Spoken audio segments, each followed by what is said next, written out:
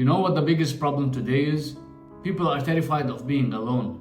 They need constant company, constant noise, constant stimulation, because the moment things go quiet, they are forced to face themselves, face the ugly reality. But here's the truth: if you can't be alone, you're not stable, you're not grounded, you're not even you yet. In this video, I'm going to tell you why solitude is not just important, it's mandatory if you want to have a sharp mind, a strong identity, and a life that actually makes sense. Let's get into it.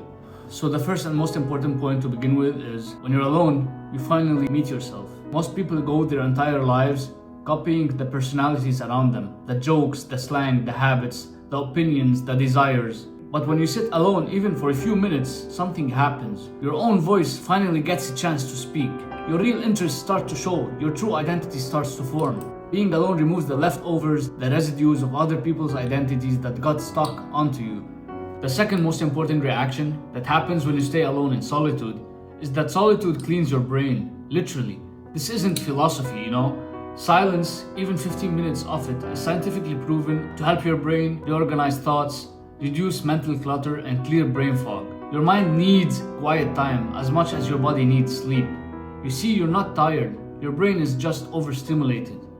The next thing that will happen to you after that is your goals and purpose will become visible again. When the noise stops, your real thoughts rise to the surface. You stop being distracted by what everyone else is doing, and you start thinking about what you actually want to do. Your goals, your path, your purpose will all become clearer in solitude. You can't build a meaningful life when your brain is constantly reacting to other people.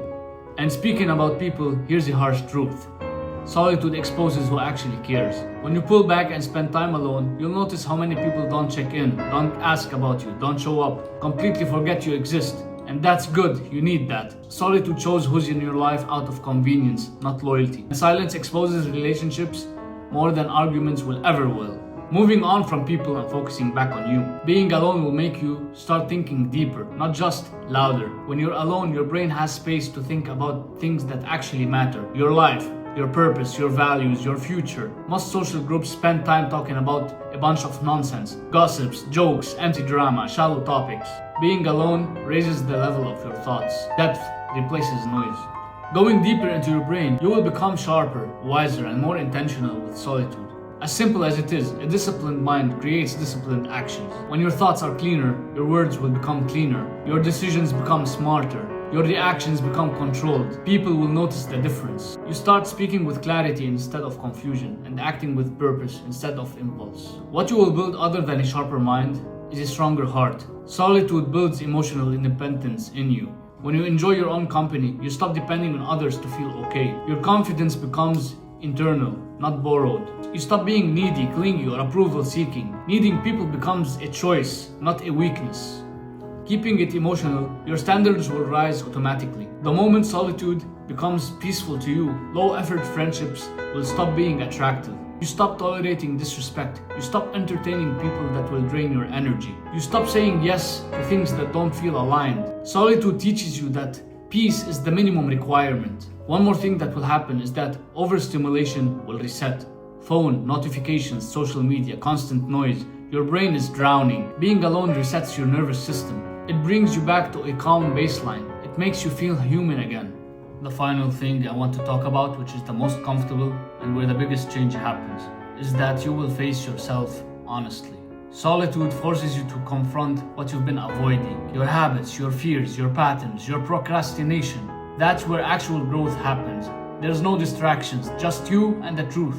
This is uncomfortable, but it is the foundation of personal growth. Look, I will break it down for you. If you want to evolve, if you want clarity, if you want to become strong, you have to learn how to be alone. Not as punishment, not as rejection, but as personal upgrade. Solitude is where the mind sharpens. Solitude is where the identity forms. Solitude is where the peace begins. Solitude is where success starts. People who fear being alone are the ones who don't truly know themselves.